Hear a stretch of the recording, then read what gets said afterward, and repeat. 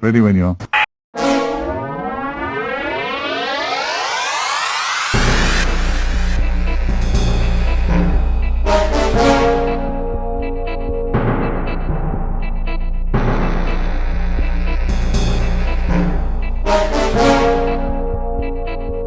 Hello, John.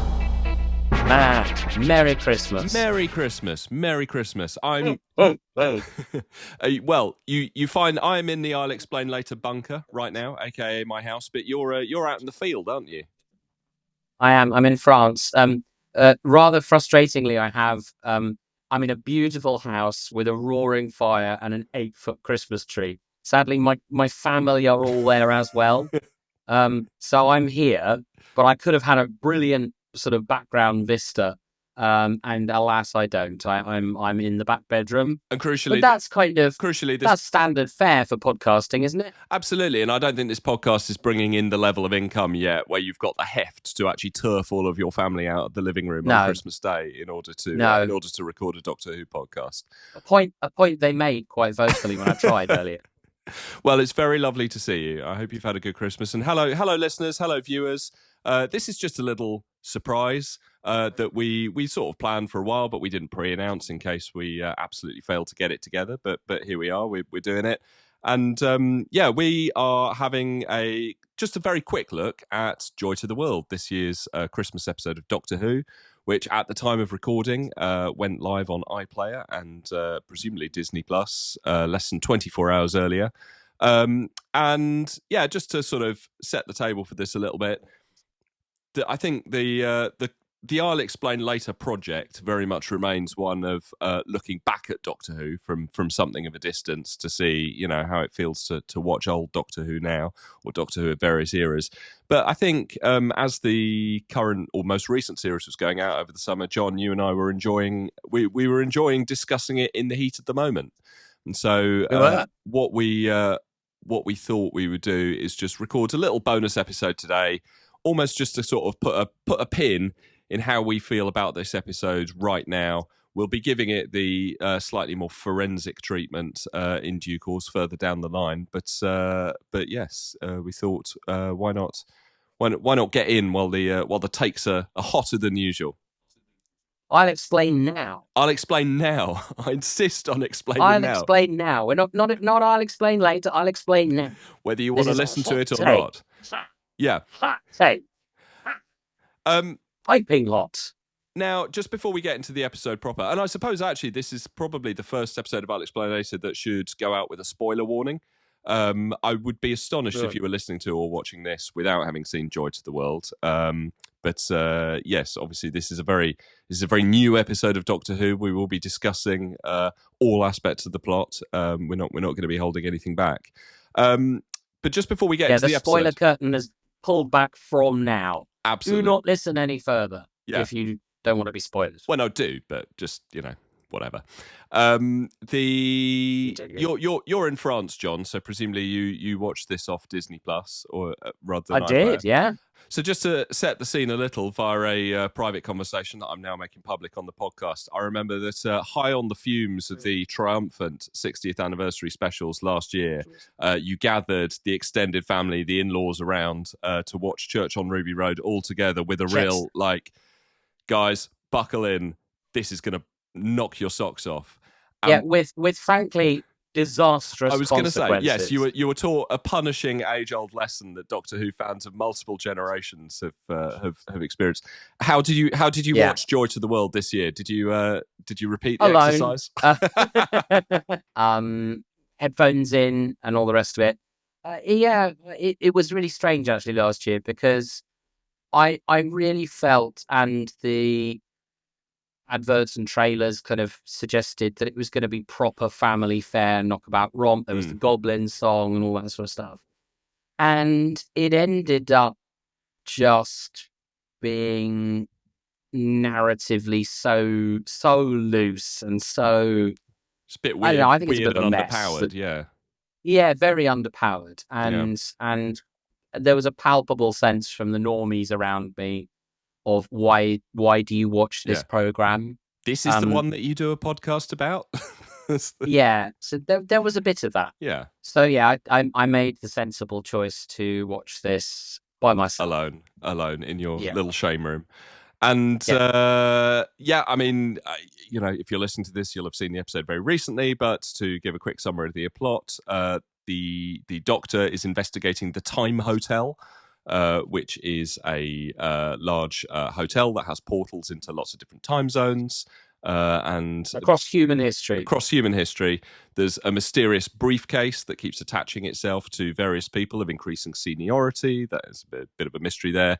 And along the way, the Doctor encounters Joy Almondo, as played by comedy actress du jour, Nicola Coughlan.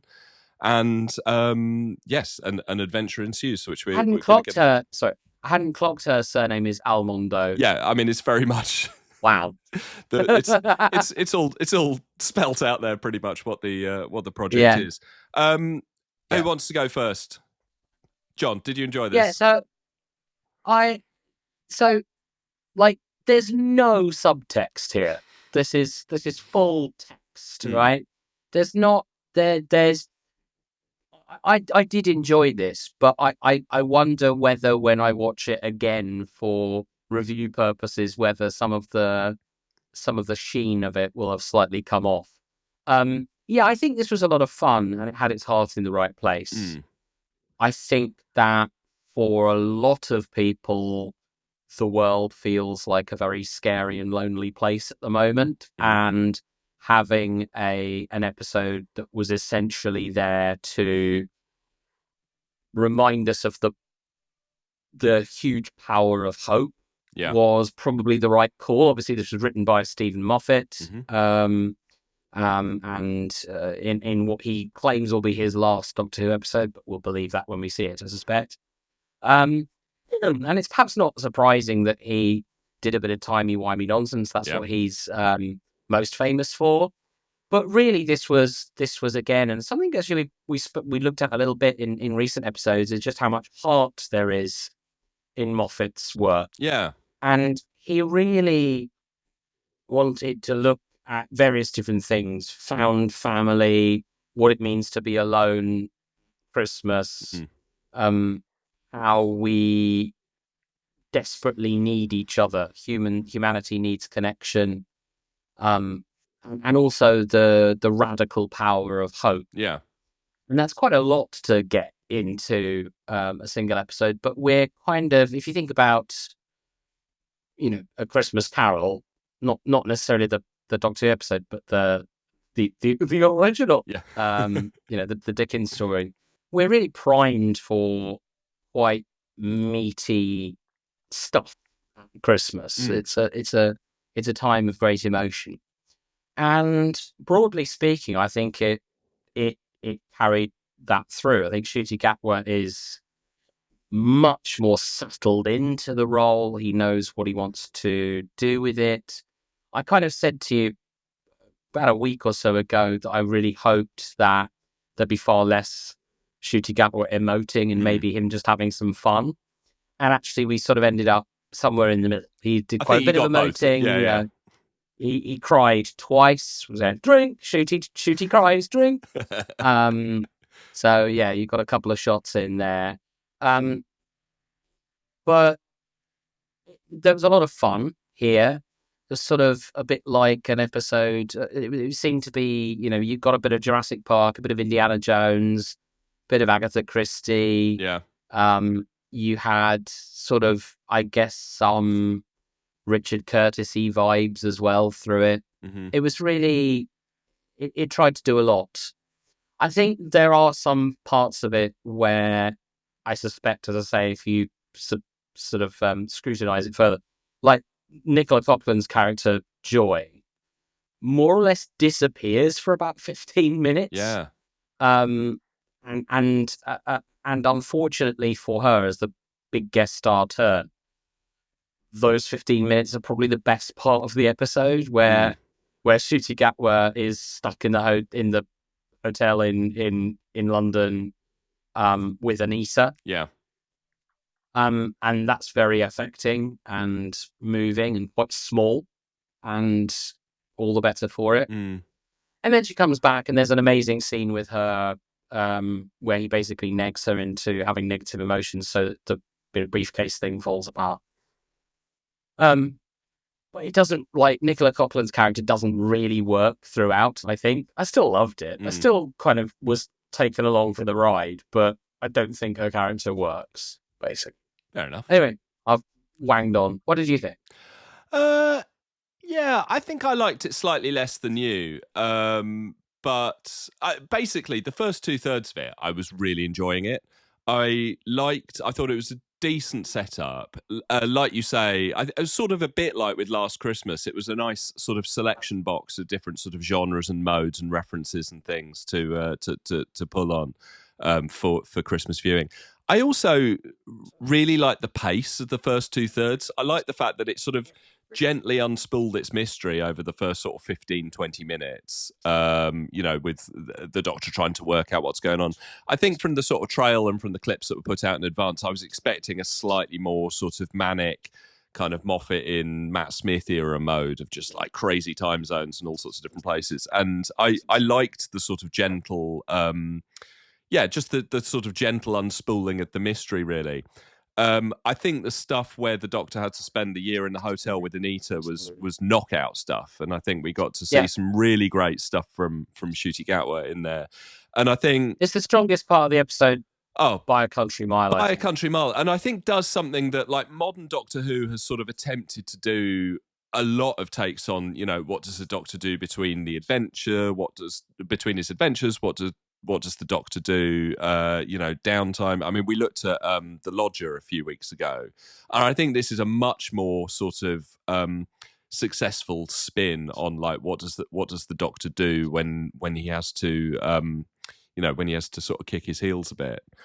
You mentioned the other sort of standout scene where the Doctor sort of negs Joy into having the negative emotions so that she's released from the briefcase thing that's trapped around her wrist. And one thing I really appreciated was that sort of attempt to deal with the COVID Christmas, which obviously is it's Boxing Day at time of recording. My family were here. My parents were here yesterday. We were talking a lot actually about that Christmas of 2020, and it's the one where in the UK it was very sort of rapidly curtailed at the last minute when another lockdown was imposed and everyone had to sort of cancel their plans. And I've not seen that, and it might just reflect that I've not seen a huge amount of TV. I've not seen that period reflected in drama that is about something else, if you see what I mean. So there's been a lot of, the Channel 4 have had their sort of Partygate style dramas and things that have designed to sort of lock dead on to that story. But what I appreciated was and there's that whole scene where sort of Joy has that outburst and she talks about the people with their wine fridges and their parties and stuff, and that's obviously very much aimed at sort of the Johnson government of the time that was making all of those rules while simultaneously making them for everyone else while simultaneously breaking them, but without getting into a sort of very binary, was lockdown right or wrong. I just sort of quite appreciated within that scene, he very lightly outlined the immense emotional toll that actually doing quote unquote the right thing in the moment took on the people who made what they thought was the right decision at the time. I like the fact that it just lightly outlined what a sort of crazy, miserable, fucked up time that was, and how she in 2024 is still dealing with the scar tissue of that, I think, as we all are as a society. Without ever being about that or necessarily needing to say anything about it. I just appreciated that was sort of in the sort of at the heart of the episode in a way. And obviously, we've seen the Doctor spend effectively a year in lockdown in the hotel. And yeah, as you say, I'm sure my family wasn't the only family that was discussing the lockdown Christmas this Christmas. It's like it or lump it, it's sort of part of the recent Christmas experience. One of the things that inevitably we think of. So I really appreciated that, and this probably takes us to about 2/3 of the way through the episode. I really liked where it was going. I liked the pace of it. I liked the feel of it, and then I think the whole thing just completely disappeared down the toilet. I think it was never. I mean, obviously the star neutron thing in the briefcase was meant to be a bit of a MacGuffin, but I think it was never. I think basically it came down to the same issue that I had with Boom earlier this year. So the other Stephen Moffat episode that he did, where it's a killer setup that explores some interesting ideas, but the need to ratchet everything to, I think, an entirely unearned emotional crescendo just means that sort of everything goes out the window. And I think, a lot of the early reviews of this story have talked about, I mean, literally the final shot of the episode that reveals that, as Joy ascends into the sky and becomes a star, which shines down, on her mother in 2020 and on Ruby at home looking out the window, and is the star over Bethlehem, announcing the birth of Jesus. I couldn't work out. It's either a joke that doesn't land. I don't know. I just thought it was really jarring in a way that just made me think, what are you trying to do here? I don't know. I don't think it's a joke at all. I think it just really. I think it's entirely sincere. Yeah. I mean, if it is a joke, then it definitely doesn't No. work. I think it's entirely sincere because, and actually, I felt that Joy's mother's soul literally joining her in the star was way overkill. Yeah. Like, I thought that was just way too much. But I felt that the star as a symbol of hope, from one of the oldest stories of all time, the original Christmas story, right? If you exclude the pagan ones. Yeah, I think the attempt to tap into that is sincere. I just think that it's perhaps a little bit clumsy if you examine it at almost any proximity. But by the same token, I was watching it on Boxing Day Boxing Day morning, like high on the eggnog fumes of Christmas. Yeah. And I sort of was willing, in the context that it was intended to be watched, Christmas, to give it the benefit of the doubt. I was sort of inclined to give it the benefit of the doubt, which I suspect if we come to review this in October 2028 for a Christmas release episode, I probably will be slightly more critical of it. But I was sort of the target audience at the target time, so I probably was. But I think I will say the more I really explore this with it through a critical lens, the more the cracks sort of appear. Like narratively, I agree with you that the wrapping up is, I mean, they don't really know what to do with the MacGuffin. I mean, except obviously that it becomes the star, but it's all a bit, will this do? Yeah. And I quite like the set piece where he ties the rope to the Orient Express. Oh yeah, that's and it fun. Pulls on the. That's through all the time zones. Telling. Yeah. It's a good bit of telly, right? Like it's the stuff that you're glad has been televised rather than it's just a kind of big. You're trying to imagine Big Finish trying to explain what was going on there. It's it's the full use of television as a visual medium. That's not a diss, by the way, at Big Finish, but like, it's the use of television as a visual medium. It's quite good. But from a story perspective, it's just completely it sort of huffs over the line, barely gets over the line. But I actually think that the bigger problem is just that in order for us to care about Joy's metamorphosis and her development into this star that's a symbol of hope for the world, you need to have really spent the episode with her. Big time. And she just arrives as a blank canvas, disappears for a good section of the show, while Shutigatwa has scene after amazing scene with whoever it is who plays Anita. Just shows you how little effort I've made. When we review the episode proper, we'll have the actress's name to hand. But yes, she's very good. But she's very good, and you're like, well, why aren't we spending our time here or with this person, or grabbing her hand and dragging her through into the Time Hotel? We go, oh yeah, that's right. Nicola Coughlin's in Yeah, this, oh, isn't yeah. she? Well, and And then we get back.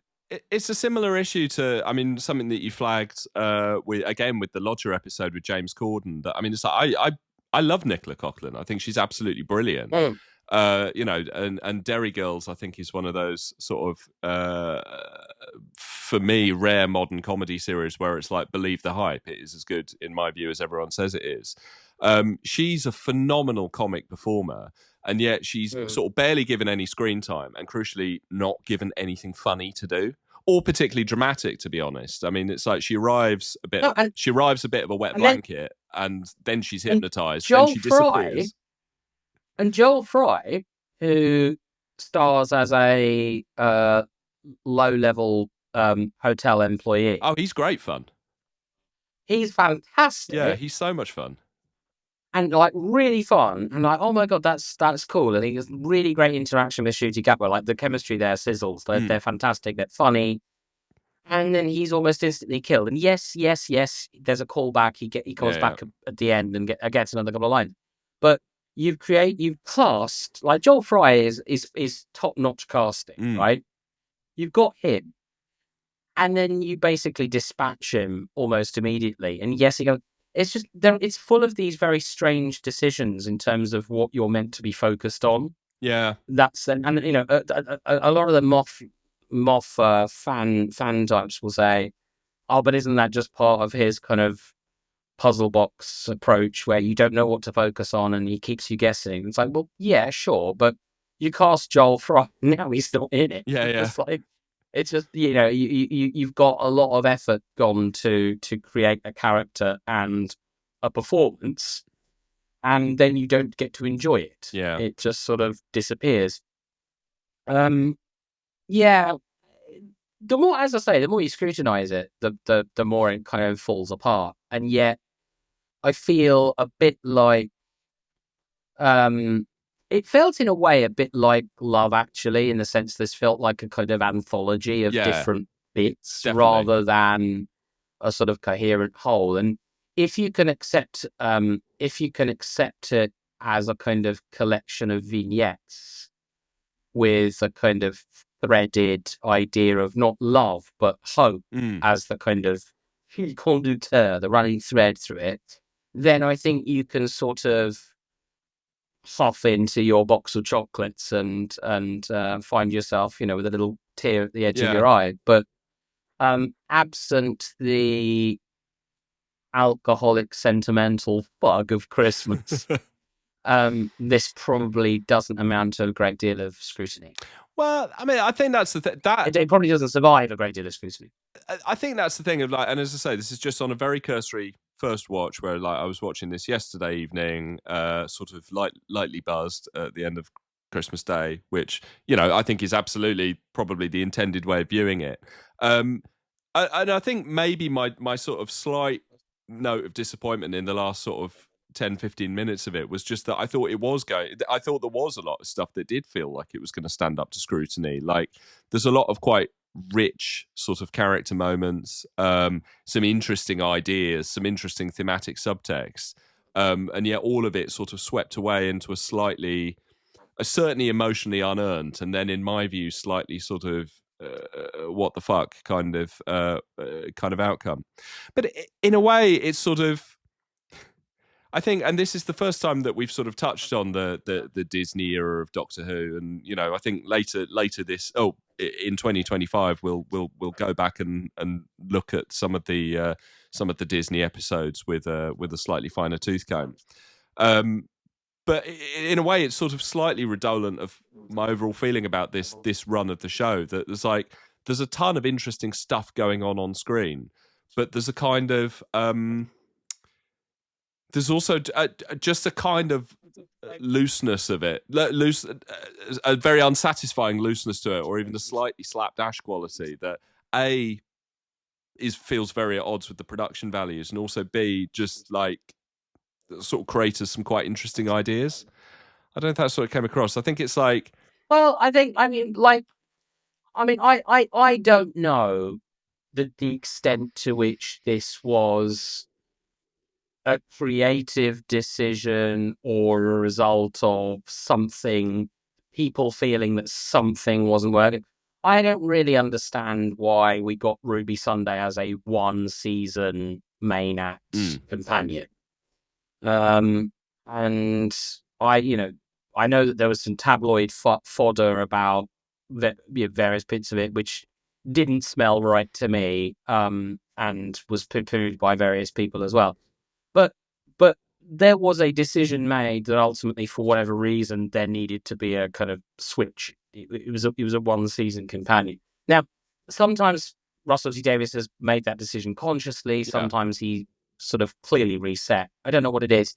But what you end up having is you have to go through the same beat again of, so the shooty gap word doctor arrives, he needs a companion, he's lost a companion, and we're back to don't be alone, doctor, find someone. It's like, how many times have we heard that now? Which I think is also one of the things with the reduced episode count. I mean, I think a lot of the things that I think the smaller episode count this year really dials up a lot of things that I think you'd have probably forgiven a little more in a slightly longer run. So, you know, the misfiring two-parter, the, you know, sort of misfiring opening comedy knockabout episode. It's like, those are fine if they're one or two episodes in a much longer run. But if, like, you know, if you're sort of oddball mucking around episodes account for half the run, which is also one that's got to introduce a new character, write a character out, you know, do all of those kind of things. That I think it's that makes the overall, you know, so has made this year's Doctor Who feel sort of somewhat less than the sum of its parts, really. It's full of interesting stuff. I think it's the most interesting run of Doctor Who we've had in a long time. And the highs have been really high. But you know, I don't think you can say it's entirely artistically successful. There's a run of 3 episodes, isn't there? 42 yards. Is it 42? Yeah. 37. 40. 73. 73 yards. 73, whatever, yeah. 73 yards. We're just playing bingo now. 73 yards, Dot and Bubble and Row. Yeah. Which are great. Yeah. And then the rest of it just feels like utter fluff. Yeah. And this doesn't really help move the program, as in Joy to the World doesn't really help move the program along, because I mean, I think that just because of the truncated season, because there's so little Doctor Who to play with to get you over the line with whatever story you wanted to tell, I think it's a big mistake just structurally to have gone with a one-off companion for this episode. I think you need to be bang straight into introducing the new companion, because, as you say, there's very little, you know, now the next fucking episode has to be yet another introduction of whatever, right? Whereas... Well, it feels caught between two worlds, doesn't it? Of like the slightly more sort of long form. I mean, say slightly. I mean, what was it? Another sort of 5 episodes or something. But the slightly more long form series that we were getting, you know, a few years ago, and the much more narratively compressed sort of statement, you know, premium TV blockbuster miniseries, both of which have very different sort of narrative prerogatives, really. And it's like it's Doctor Who sort of hedging its bets and trying to be both at the moment. And you know, so I think slightly gliding between those two stools. But you know, as I say, on its own merits, I think Joy to the World sort of, I probably would have been happier to sit down with my family and have them endure this than the Church on Ruby Road. Absolutely. Which really did feel like felt a lot emptier than this. Yeah. And with the Edmund Hillary and Orient Express and the, you know, the Old Tomb and the London, contemporary London, and the London of the far future, with all the sets and money that was sloshed at the screen, this delivered a level of spectacle and televisual engagement that I think was very much missing from Church on Ruby Road. Absolutely. So I would have felt far less embarrassed in having my family endure this. But and I broadly speaking was in the right frame of mind to welcome the message of hope that this was wanting to major on. Yeah. But I do think that dramatically this doesn't really knit together, and you have some odd decisions about casting and characterization and whipping people away from the screen when you've just been introduced to them that kind of felt a bit. One thing I would like to say about Stephen Moffat's writing is that he's brought his A game in terms of it being fun. Yeah, right. I mean, loads of good jokes. I thought there was some good jokes. I like how self-indulgent he was that he made a bigger on the inside joke twice. Yeah. Once about the mug and once about the microwave, once the doctor had fixed it in the Sandringham Hotel. I love Joel Fry's character being called Trev. Yeah. That in the 28,000th century or whenever it was, people are just called Trev. I also very much liked that when the doctor needed a pseudonym as an undercover agent, he came with Clint Rock. It was just the most sort of hulky name he could think of. And it was exactly the kind of name that the Ncuti Gatwa doctor would come up with. Yeah. I really liked that with all the different doors to different times, one of them was very clearly a circular hobbit hole door, like a nod to the Lord of the Rings, as if that's a real part of human history. So I still there were lots of lovely little things. There was a wonderful line that was given to Ncuti Gatwa just after the dinosaur section. And a good, worth flagging, by the way, a very good dinosaur, I thought. Yeah, no. It was very, very, very good T-Rex, very good T-Rex. And just after the T-Rex has munched on the briefcase and they close the door, the doctor says, many things about this are suboptimal. Which it just was just such a wonderfully kind of like a boilerplate holding statement. Yeah. That you just happened to say. And I just thought that a lot of the writing was, even if some of the plotting wasn't sharp, the writing was such help. Yeah, absolutely. And I'll be interested to see. I mean, it is interesting that, like, on this year's run of I'll Explain Later, I mean, for a podcast where I think we definitely had a reputation for a while as being the sort of a very anti sort of Stephen Moffat podcast, which I would never say that. I think that might be a slightly unfair characterization, but that's something that's been leveled at us. We've really enjoyed revisiting some Stephen Moffat episodes this year, and yeah, it's nice to come back. He's never not an interesting writer, I think, and I think it's something that even if it doesn't always work, and I think it's like, yeah, as you say, I think for good jokes, a bunch of interesting ideas just doesn't quite stick the landing. Well, I think that if we think about the Moffat that we have reviewed recently, it's none of it in his kind of consequential season-long arc stuff. Like, and frankly, that's where he's most universally loved. Like, if you think about like the you know, I think personally, I feel the best stuff he's done was like the stuff he's written in Russell T Davis's eras, like and season 10, or where he basically finished his story completely and had to come up with another season and just wrote a series of great stories with some characters. And in that context, having completed his grand arc and tied a bow on it and gone, oh shit, I've got to do more. He's sort of unburdened by this need to tell this big story and ends up telling much more interesting stories about the characters.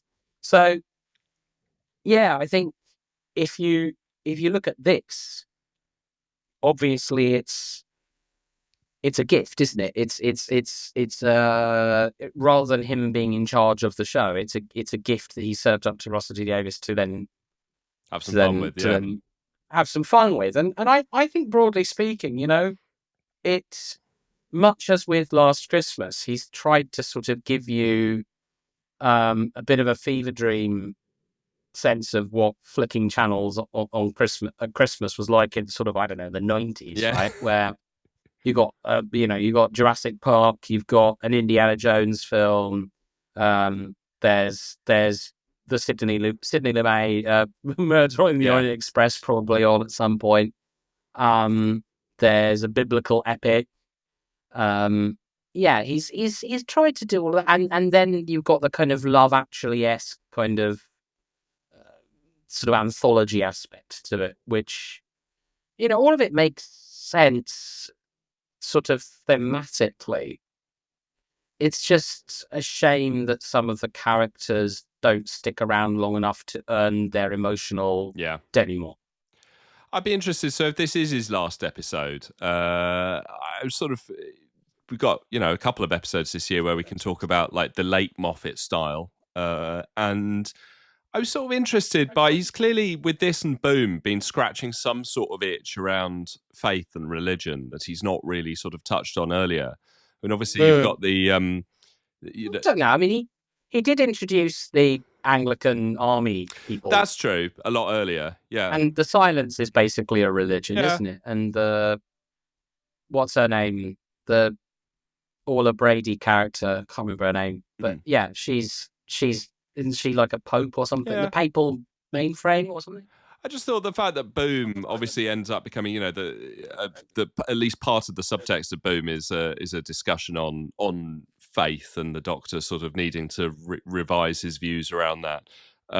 Just whether or not there's a line between that and then literally this, which is in the very final frame, taking us back to the birth of Jesus, which is not really something that I expected to see in Doctor Who. I don't know if this is something that he's trying to work out at the moment, but maybe we'll never know. I mean, I didn't take the Bethlehem scene as a sort of affirmation that the Christian story is real and that Christianity is real, more that these are the stories that we need to tell in order to have hope in our lives. Yeah. That hope doesn't arrive on a kind of it doesn't arrive like room service on a tray, right? It doesn't arrive logically because you ask for it. Hope is wrapped in the stories that we tell each other, and those stories are essential and they're part of how we commune as humans, right? Yeah. And what could be more elemental than the Christmas story and the idea that hope came in the birth of a child, right? So I think it's more about a writer discussing the power of stories and the faith that we should have in each other than about particularly opining on a particular religion or I didn't really see it. Nah, fair enough. Well, listeners, viewers, tell us what you thought. Leave a comment below. Get in touch with us. And just to say, it's been an absolute pleasure to be back in 2024. We're going to be back in 2025. We've got a new episode arriving wherever you get your podcasts or on YouTube, Friday the 3rd of January. So keep an eye out then. But yes, if you want to get in touch, you can do so by any of the usual channels. Social media, we're on Blue Sky. I'll explain later. Busky.social. Instagram @explainlaterpod, email hello@I'llExplainLater.com. Leave us a comment below on YouTube. And thank you for taking time out of your busy Christmas schedule to listen to us. And Merry Christmas. Merry Christmas. Yes. I mean, you say taking time out of your busy Christmas schedule. Of course, some of our listeners might be the very people who, and this is discussed in Joy to the World, and not necessarily with lots of other people. And if we're able to bring a bit of human Christmas cheer to you, then that's something that we would be very pleased about. And we're very grateful for everybody who does listen and lets us know that they listen and gets in touch with us. It means a lot. And we wish you all a very happy festive season and wonderful new year.